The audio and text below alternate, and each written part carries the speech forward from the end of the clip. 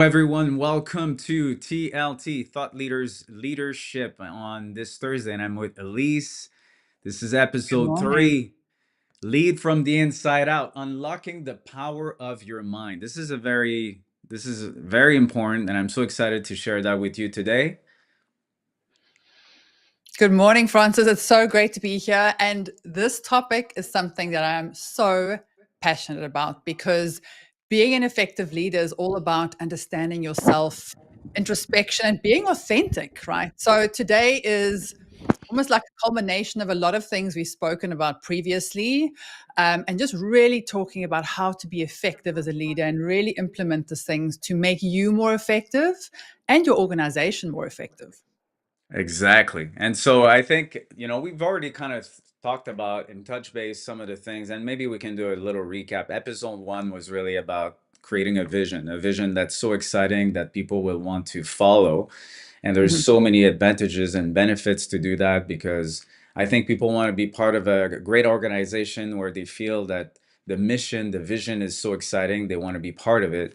And then the second thing was the knowing doing gap. So we kind of learned that even though we want to do some of the things, there is something in the way, and those are the paradigms. And that's actually what we will talk about a little bit more deeper about how the mind works and how can the leader lead from the inside out, because when you learn how to lead from the inside out, that means that no external circumstances from your own life or the life of the organization will dictate how you're making decisions.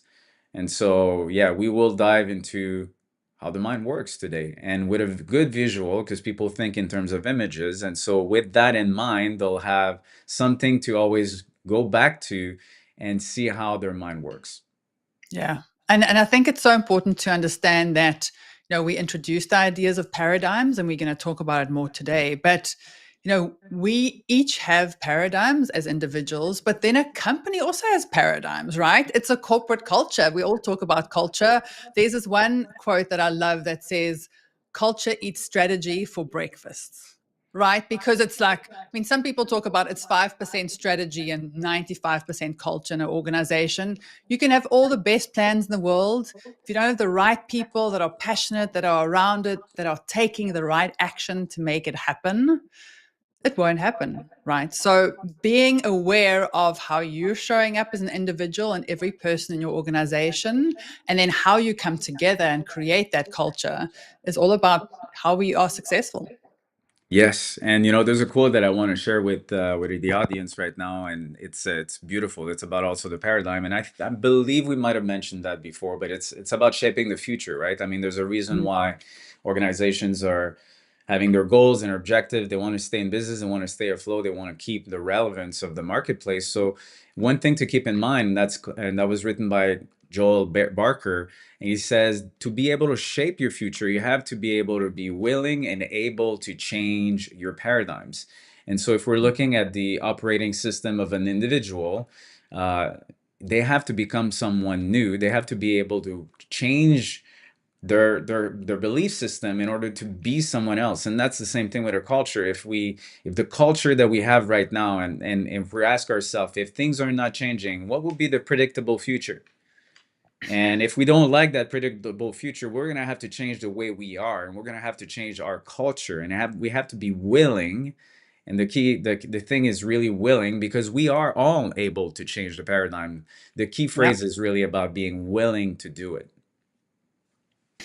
Yep, absolutely. And I mean, last time we spoke about like you become what you think about, right? So what are you thinking about? What kind of, mental activity is going around? Are you saying to yourself, I can do this. I'm excited to embrace new things. I'm excited to take new actions. Or am I kind of doubting myself if I'm not showing up effectively? Am I procrastinating? Because all of that affects us, right? And I think, you know, talking about paradigms is so powerful and so important to understand because it actually affects so many things in our lives. I know, Bob Proctor, both of our mentor, he often used to speak about how it affects your logic. And he said that, your logic is affected by how you think and the information you have available, right? So when the Wright brothers wanted to start flying, everyone thought it was illogical, right? They had the vision in mind and they did the work. lots of other people were laughing at them. Then people used to think the earth was flat, right? Because like if it was any other shape, like you would fall off, right? If you were on the side or on the bottom. But that was our logic at the time, and that dictated our thinking. So, the way in which you are productive, the way in which you have your logic, your effectiveness, your use of time, are you a procrastinator, and your perception, right? And I think so often, when we debate things in a company or as individuals, it's so often about your perspective, right? I mean, the situation is what it is, but some people see it as negative and some people see it as a great opportunity or positive, right? And that's all about your perspective. The event is the same thing, or the thing that you're dealing with is the same thing, but your paradigms, your thinking, the way in which you see life, we spoke about the filter last time, all of that affects how you make decisions and how or your effectiveness and your productivity. So being aware of paradigms and then understanding whether they serve you or not is so important.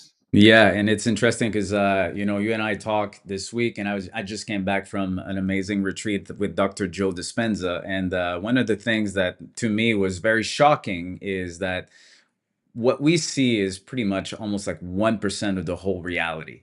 I mean, we don't need to go into the woo-woo, and it's not even about woo-woo. It's like we can go into the quantum laws and really see how the observer has an effect on the environment. It's not the environment, like our own internal environment. It really has an effect on the external. And so when I looked at that, I just thought like that leaves so much space to different ways of looking at things. If we're only seeing 1%, is that possible that somebody else in the team can see it from a different angle?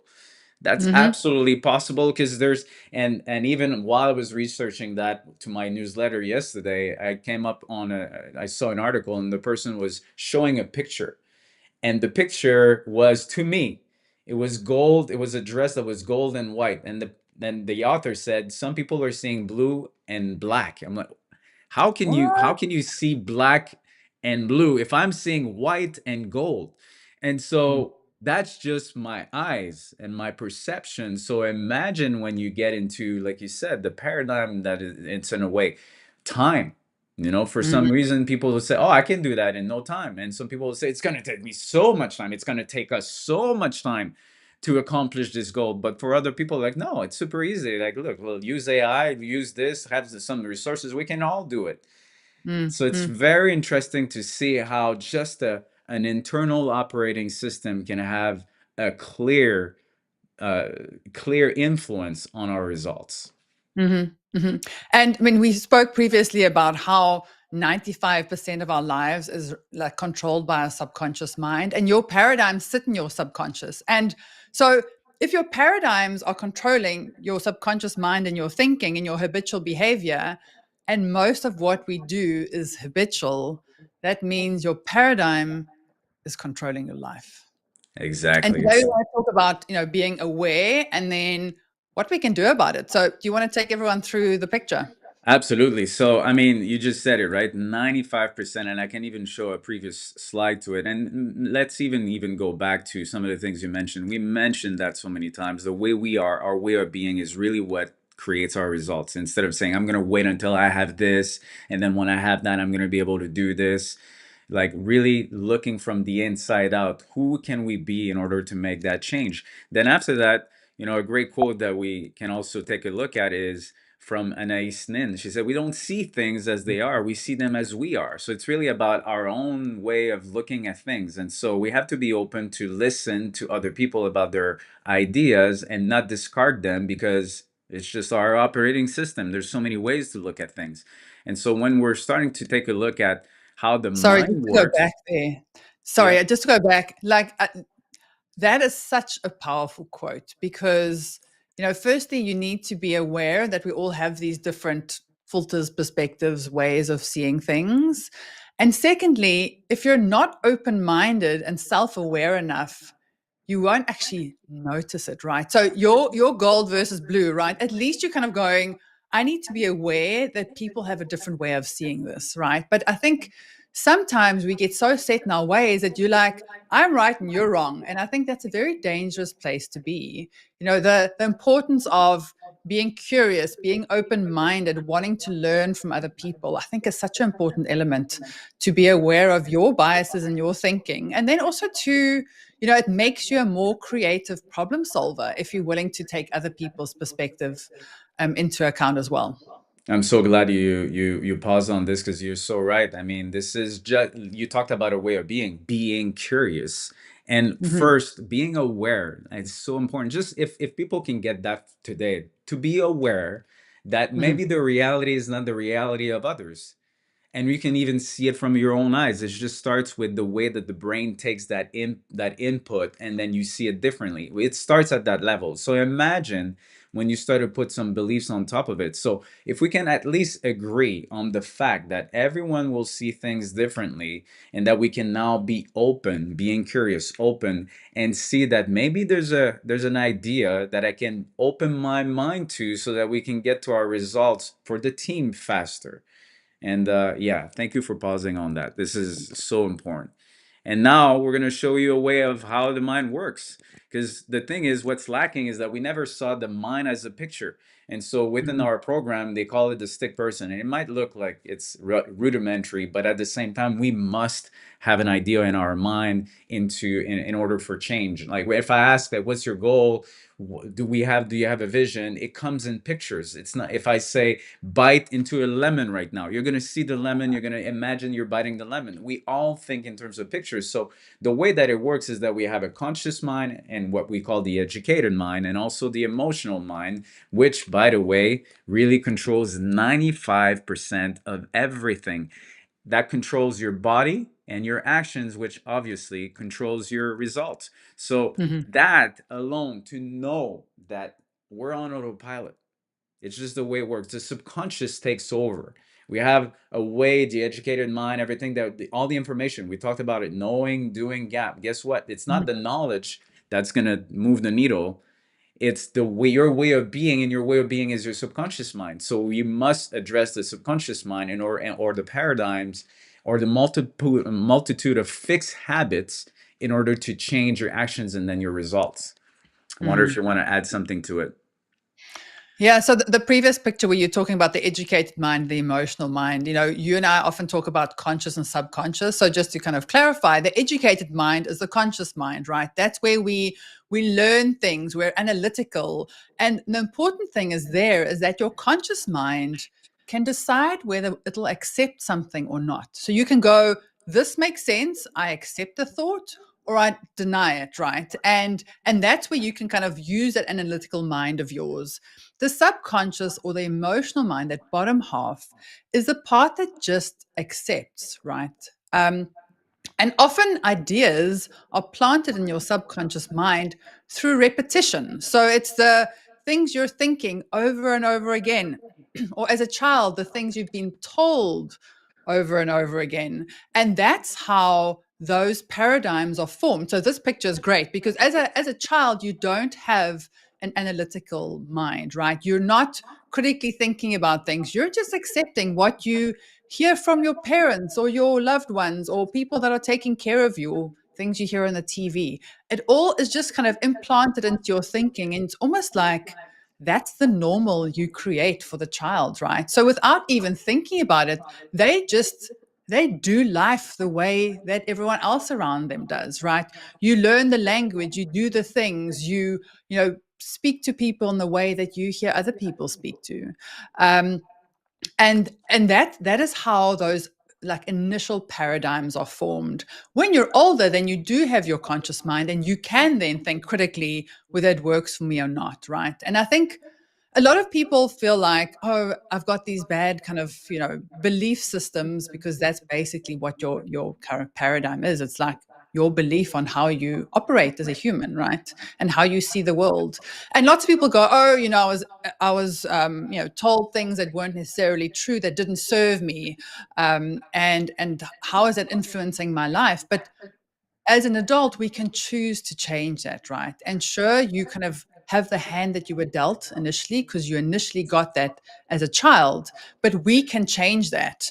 And things like, I'm not good enough, or, being successful is difficult, or you have to have many degrees to be able to get a good job. Like those kinds of thinking is often what people think. I mean, a lot of people say to me, I've always been told that I needed to get good grades, go to college, get a good job. And that's the only way that I can be seen as successful from friends or family. And sure, I mean, it's great kind of learning things and getting degrees, but that isn't the only way to be successful. And that belief doesn't serve you. Maybe you want to start a business out of school. Maybe you've got a great idea. Maybe there are so many other ways to do what you're really passionate about. And I think that, those beliefs we need to firstly be aware of and then question, like, does it serve me? I mean, the one that you and I spoke about is, am I worthy? And if we kind of take a mirror to, just like look at ourselves in the mirror, so many of us have like a really deep feeling that we may not be worthy of success or the perfect partner or opportunities. And, we need to believe that we are worthy, and we need to acknowledge things that our belief system that may not be serving us. And then we need to go about changing it so that we can kind of live the life we want to live. Yeah, and I'm thinking about some of the question for the audience because, now that we've talked about how the mind works, the question I have is, how a mind works, that you have a conscious mind, the emotional mind that takes over. We know that our belief system is really what drives our results. So if you're looking at your life right now, the life personal and also maybe in your team, are you willing to make that change? Are you willing to change your paradigm right now? Like so many people, like raise your hand, say yes. Am I willing to change the way the things are right now? Because if I don't, then I'm just basically bringing the past into my future. I'm creating a predictable future. So how many of you that are watching are saying, yes, I want to change my paradigm? Because we will also teach you what's the way to change the paradigms. And there's actually, I mean, if you're willing, we can talk about it now.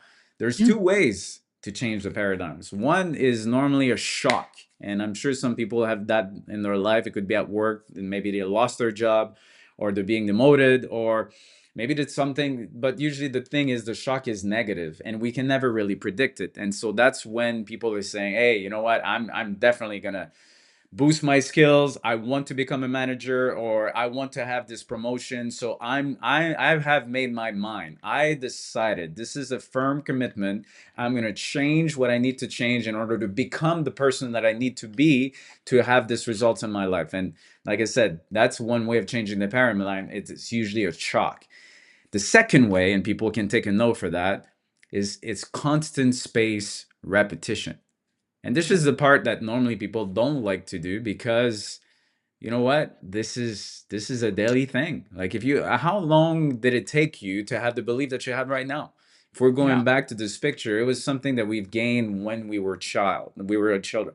And then we have the school, and then you have the society, and then you have what the television is portraying. There's so much programming that's being done on a daily basis. If you want to change your paradigm, you're going to have to constantly apply with constant space repetition a new paradigm inside your subconscious mind. And that goes back to the logic we spoke about earlier, right? Because it's illogical to repeat things over and over again. And it's funny that, when we speak to our clients, we often say to them, we need to have this repetition, right? You need to write your goal down, or you need to, if you're a CEO and you're changing strategy, or you have something new to share with your team, we often think that you share it once and everyone got it. But that's not the case, right? So people need to hear it multiple times and need to hear it in different ways. When we hear something for the first time, you're actually only paying attention for a couple of seconds, right? Like there's been proven that people kind of, another thought comes into your mind and you lose attention. So for someone to actually hear your whole story, you have to repeat it over and over again. I mean, I've heard the number 7 times, but I think it's actually, when in doubt, more. Oh, Um, definitely.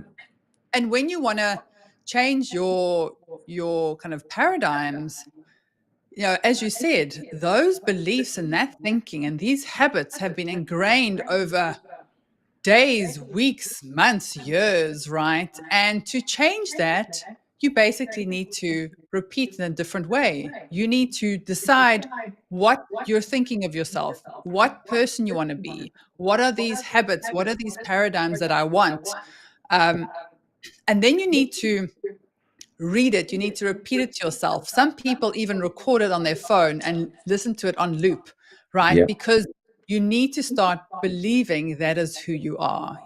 I've got a client who, one of her big goals is to lose weight. And I said to her, like, if you keep thinking of yourself as someone that can't stick to a diet, is not, good at getting into the habit of eating and preparing well and exercising, that you will never be successful. You need to see yourself as a fit, athletic person who, embraces their body and is proud of how they like what they do, right? I am the person who wakes up early. I am the person who kind of plans my eating well in advance. That is how you see yourself. I'm not the person who is undisciplined. I'm disciplined. I respect myself, my body enough to do this thing. And that's how it needs to change. We need to, in an illogical way, initially start planting these new ideas into our mind.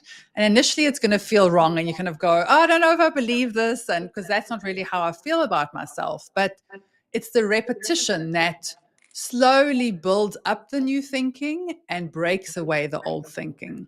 And it's only repetition that'll implant that from your conscious mind into your subconscious mind. And we know that's where the change happens. Yeah, there's so much gold of what you're saying. I took probably 5 or 6 different notes on just what you just mentioned. I think that, when you say planting the seeds, I love this analogy because then also want to talk about the learning curves of Mhm. what's going to happen when we change and we make that committed decision. The committed decision is really, really important. The thing is, like you said, if it's logical, can we suspect that that will create logical results or predictable results? So if you really want to change, you're going to have to do something illogical in your own way of being at the moment, so that Yeah. and that means you're going to be in the unknown. You haven't done that before. So you're going to do something that looks like illogical because that's the only way you can change. If you're creating a type, you're at point A, you want to be point B, the point B is not doing the same type of activities. The person is not doing the same thing. The team's not doing the same thing. The culture is different. It's going to be illogical. It's going to be in the unknown and most probably uncomfortable. And Mhm. so I think it's important to know that initially it will look uncomfortable because your subconscious mind has been trained to be on that treadmill for a while. And the brain wants to keep us safe. It's just, hey, why bother with this new thing? Like, you know how to be. Why should we have this Start type of tomorrow. effort? You're good. Yeah, yeah. Yeah, and then it's very subtle. So it's just tomorrow. I'm not saying we don't want to do it now. It's just tomorrow. But we know what's going to happen with tomorrow, right? Like, when is the day to change? It's now. And so one thing that I also wanted to talk about is the learning curve. So for the people that now this said, yes, okay, I'm committed. I want to change that. I know it's from the inside out. It's not the external. It starts with me. It starts with the team. Now, one thing to keep in mind is that there's two level of learning curves. One is exponential. So how does that start? It starts like this, and then eventually it goes up. So that means that for a while, nothing's gonna change. It might look on the outside that you planted the seed and you can even have another partner that could start the same challenge with you, and they'll continue. If we take the example of diet, they'll continue to eat the cake, and you will go to the gym and you won't see, even like, you look like very similar for a while, and the person can start to laugh at you and say, Mm. "Pff, hey, I haven't even, I'm eating the cake My way's every working. day. Look at me, like I'm the same." Mm. But what's going to happen in a year from now, there's a point where the exponential curve will absolutely be there, and the results will be different. Like, the other person's going to go like this. Maybe the health is not going to be optimal. They're going to start to have some disease, illnesses, whatever it is. But the point is that it's going to take some time, and then boom, you're going to have this exponential curve. So it's good to know, because that Yeah. means, like, the repetition, the conscious decision you made to change and have new habits might take some time before you see the results. And there's another curve. The other curve is logarithmic. So that means you will start, and then boom, you're going to have quite a beautiful breakthrough in the beginning, but then there's a plateau. So if you know that you got the breakthrough and after that, like, yeah, but and then like it doesn't work. It just worked in the Mm. beginning, but then it doesn't work. You might just be on that logarithmic curve, which means also that you can go back to an exponential curve, or maybe, but you have to be patient to do the illogical until the results happen, and then until you can make new choices. Wow, that's such an important thing to know, and such a great reminder, right? Because I think we often get impatient. We like, I'm doing this thing, Francis. I'm like, you told me to write my goal and do this thing, and I've been doing it for a couple of days, and I'm not seeing like this thing, like it hasn't happened yet. Why, right? And I think the exponential curve is a great reminder. I think everyone remembers the part where it goes up like this, and they don't remember it's like almost flat in the beginning before it goes up. Um, and the same thing is in business. I mean, you were talking about doing the same thing and getting the same results. So many companies that I work with are like, oh, we're going to try and grow by like 5, or like if we're really pushing ourselves 10% this year. And I'm like, why not 100? Like, why not? Right. But what will that look like? And what do you need to do to get there? Because you're not doing more of the same, right? More of the same will get you a little bit, that'll get you the 5 or the 10%. And I think that's where you completely need to kind of break down everything that you think was kind of status quo and go, okay, if we had to be really creative about doing this thing, like what would it look like? It's almost starting from scratch again and just going, we can rewrite this thing. I think so often we feel like we're kind of stuck in a box, those things that the process has always worked for us, or we've always done it this way. When I hear those things, it's a big red flag. Is that still the right thing to do? Maybe it is, but maybe it isn't, and it's worth rethinking those, and just being willing to ask the questions and being willing to just go, hey, like, what does exponential look like for me as an individual and for me as my organization? And then going back to your have, do, be, who do we need to be to get there? Who do I need to be as a leader? And who are we as an organization if we want to get to those results? Yeah, and I love the language that you use because I think it's also another great little insight for people if they're in a team and they're like, okay, let's go exponential. And you hear two words, never or always. That's a paradigm right there because the always and never is 95%. That's what controls everything. That's the treadmill. So if you ever see yourself saying never or always, that's a belief system right there. That means that you think that this is a reality, but we also understood today that there are different ways of looking at things. The perception could be very different, and all of a sudden, instead of shooting for 5 or 10%, we can shoot for 100. And shooting for Mm. 100, what I like about this type of thinking, I believe we also mentioned that, is, imagine you can realize your dream, 20 years of dream into 3 years. That means your actions are going to have to be different. Your belief system must be different. So it's asking a different question that will give you a different strategy. If we were saying, okay, let's shoot for 20% growth this year, well, the type of activities that you're going to do or will be very different than if we say 10x.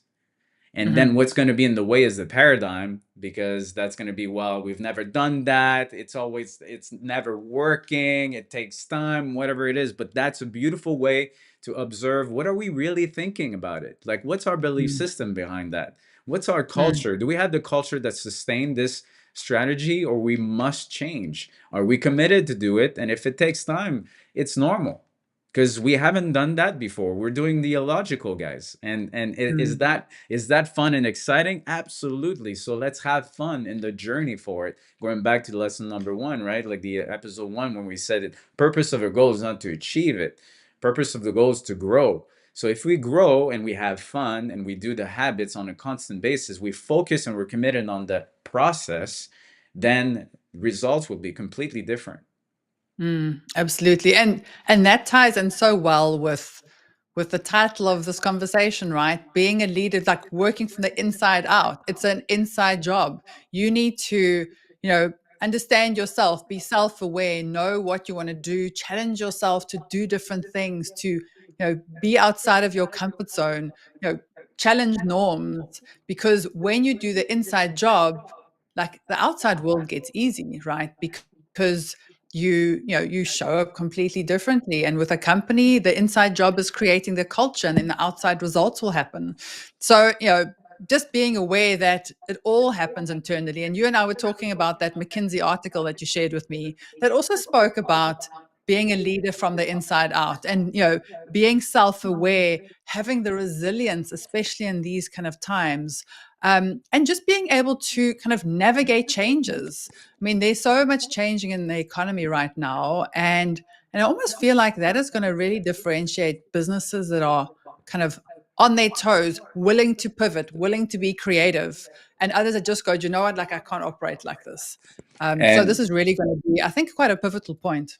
yeah, and I'm glad you bring the article because I think I want to read a section of it, which people will recognize exactly what we talked about today. It was about cultivating inner and outer worlds. It said learning, growth, and self reinvention start with introspection. That's the inner world. Mm. Leaders first need to examine their inner selves and overcome their own barriers and biases. That's coming from McKinsey. And then what is it that you really want to accomplish? Going back to the vision and the Oh, goal. What is it you really mm, want to accomplish? What behaviors do you want to model? Basically, who do I need to be? What mm, assumptions, perceptions are you making, including about yourself, that stand in the way? That's the paradigm. And this introspection requires leader to assess situation in an unbiased manner, being open-minded, which will mean listening deeply to a network of stakeholders, including coaches, who can reflect the leader's own needs back to them and offer advice. That's mm, exactly what we were mentioning today. That's in the article. So if people are doubters, well, now if you really believe in McKinsey and you believe in what mm. we're saying, that's it. Like you just need to change the way you're looking at things and to change the way that you are. Yeah. And I And I almost, think yeah. also, go for it. So, well, one thing I want to say is you mentioned the self-image, and I think it's very important because when you said I am worthy, one question I would probably ask the audience right now is like, what do you think are a belief about yourself or about the company or the culture that's in the way? If it starts with an I am or we are, what would be a limiting belief? And what can you replace it with? Because I think another great I am statement or way of being is to say that we are able, we are capable. People that are overwhelmed normally, the deep unconscious belief is that, oh, I'm not capable. I'm not capable of doing that. So if they think that I'm incapable of doing it, well, that's why they're overwhelmed. And that's the belief system that needs to be changed. What if you are able? What if the 10x is possible? Who do you need to be then now that you believe that it's possible? Yeah, absolutely. And I think that, a lot of people kind of go, I'm not sure where to start in terms of the paradigms. And look, we've given tidbits about the way in which you speak. Like the language often gives it away a little bit, but I think the fact kind of is that look at results in your life that you aren't happy with. Is it a sales number? Is it your personal life? There could be so many elements to our lives, but what is one or two things that you want to focus on that you feel like should improve in your life? Then try and unpack what is your thinking around that? What is your belief system? What are you always getting stuck on? If it's in a corporate sales environment, is it, you know, I battle to find leads, or I'm not good at closing, or the right clients don't come to me. And if that's a belief system, it's worth writing it down. And I think these days we all kind of go, yeah, I've got it. Or, I've like, I'm hearing you. We don't like writing things down, but writing causes thinking, right? As you write something down, often you think of other things or something, I've often started writing and suddenly a whole bunch of things come out. So write those things down that you aren't happy with in your life. And then think about the polar opposite. What would that look like? Would it be the best clients find me every day, or I close every deal that I have? And what would that opposite look like? And write those things down. Those are the things that you need to start repeating to yourself over and over again. If you walk into the office every day believing that you're not going to be successful, the clients won't come to you, or I'm doing a big presentation and I don't think anyone's going to like it, of course it's not going to go well. You need to walk into that presentation going, I know I'm well prepared. I've considered all the different like inputs that I have. I know this is the right thing for the organization, and I'm going to do my best to convey this message to the people that need to make that decision. How am I serving them? How am I sharing my knowledge with them? And how am I helping them make the right decision for the company? It doesn't just have to be about me looking right. It's about what is the right thing for everyone involved. Is it clients? Is it the company? Is it me personally?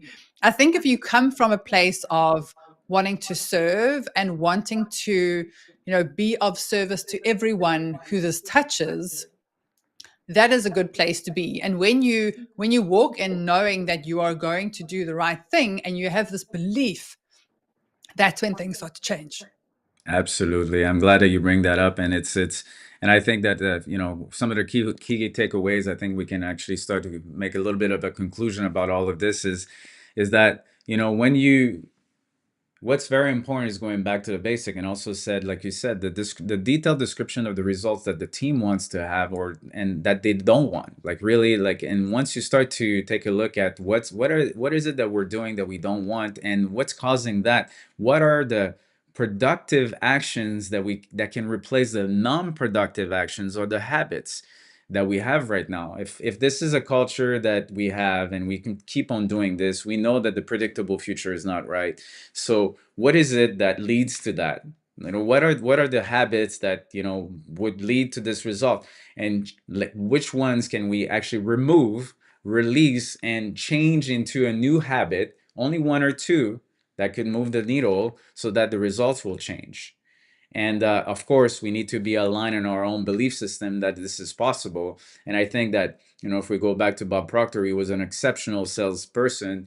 He changed an entire organization, insurance organization, by changing two things. He said, everyone's going to go talk to a client at 9 a.m. in the morning, and everyone's going to ask for an order of 100K. And it was met with resistance because at that time in the 70s, selling insurance for 100K was unheard of. It was something that would happen just once in a while. And he said, why would we not do that? Why should we not? Like, let's ask for the order. I'm only asking you to do this. Believe it's possible. Be in front of someone at 9 a.m. and then ask for an order of 100K. And he said, they written the whole industry for millions of dollars more just based on those two habits. So you have Mm. to take a look at what you're doing right now and what are the productive habits or new behavior, new paradigm that we can change so that it leads to the results. And then of course it's a vision. It's that everyone reminding them about the vision and visualizing that. And if you do it on a personal perspective, it's interesting. I was watching a video yesterday about a kid. Actually, he's very good at asking questions. He was asking people on the street and say, what was the first time you made $1 million? And he Hmm. was talking to a woman in Miami, and she said 26. He said, so what are the things that you're doing so that it led to your millions? And one thing that she mentioned was Mind Movie. And Oh, wow, wow. this is interesting. So she is repeating herself, rehearsing a mental rehearsal of the results that she wants. And she has 6 businesses. So, I mean, she's Amazing. very successful, and she's doing her own work of mind movies. So as a leader, do I see my team performing and the culture, everyone's gelled, everyone's happy? Can I rehearse that? Because the thing is, you're rehearsing something. But are you rehearsing the right scenario? That's the question. Mm, mm. And your last point about your team already in possession of the results is really powerful, because I think that a lot of this is kind of inside work and work that you do as yourself. But for an organization to change and the culture to be affected, it's so powerful when everyone comes behind something. If everyone is supporting one another and sharing the kind of journey, and that kind of example you used of the insurance company, if everyone is doing the same thing, we're all changing at the same time and we're all supporting each other. And I think that change can be hard sometimes. You're doing things that are uncomfortable or doing new things, and it's so powerful to have that support system so that you and your team collectively can make the changes that gives you the results you want. Absolutely. So, I mean, we hope that what we gave you today gave you a lot of insights, powerful insights. We're here to help. We'd love to connect with you and your organization, either as a leader or the team. We've had so much experience in terms of dealing with these type of things and really understanding the power of our own mind, like leading from the inside out. So, this is for you to take a picture at if you want to connect with us. And yeah, I think any departing words that you'd like to add for this beautiful episode again? Yeah, it's all about the inside work. Outside results only change, and we change from the inside. And we so easily get influenced by everything that's going around us. But everything starts inside. So when you take the time to be introspective, to be self-aware, to unpack the thoughts and beliefs that are serving you or not, that is when true change happens. So it's all about, doing the inside work, and then you can create the results and the life that you want. Mic drop. And by the way, all of this knowledge that we shared today is in a Google Doc that we love to share with you guys. So if you go back to the previous slides, the key takeaway had a barcode, so you just need to scan it.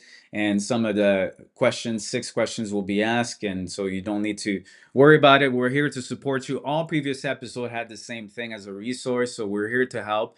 And thank you so much for your wisdom and insights. Elize, it's always a pleasure to collaborate with Absolutely. you. Next Yeah. episode will have also great insights in 2 weeks. So thank you so much, guys, for joining us. And yeah, have an amazing leader's path from the inside out. Absolutely. It was great having this conversation, and all the best. We will see you